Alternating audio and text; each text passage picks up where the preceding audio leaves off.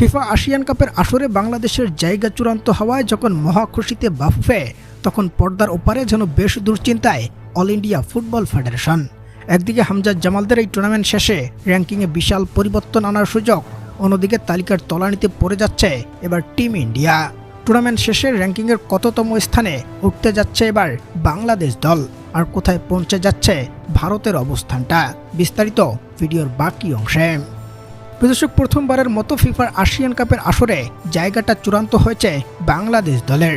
শুরুতে চীন এই টুর্নামেন্ট থেকে সরে দাঁড়ানোর পর ভারতের অনীহায় হামজা জামালদের জায়গাটা চূড়ান্ত করে দিয়েছে ফুটবলের এই সর্বোচ্চ নিয়ন্ত্রক সংস্থা।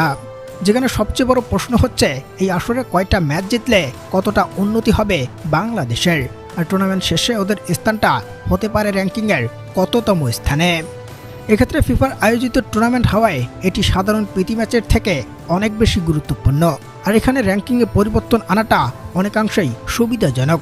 যেখানে বর্তমানে ফিফার পয়েন্ট তালিকায় 181তম স্থানে বাংলাদেশের অবস্থান, আর ফিফার নিয়ম বলছে নিজেদের থেকে র্যাঙ্কিংয়ের উপরে থাকা দলের বিপক্ষে খেলে জিততে পারলে পয়েন্ট তালিকায় যুক্ত হয় বেশ বড় ব্যবধানের সংখ্যা।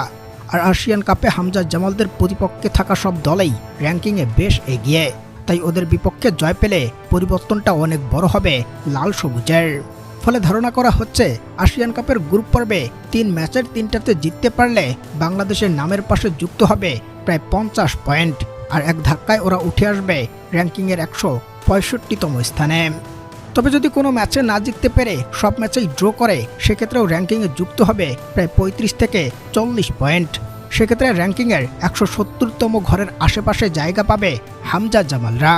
এছাড়াও গোটা টুর্নামেন্ট জুড়ে একটি মাত্র ম্যাচ জিতলেও বড় পরিবর্তন আসবে বাংলাদেশের র্যাঙ্কিংয়ে।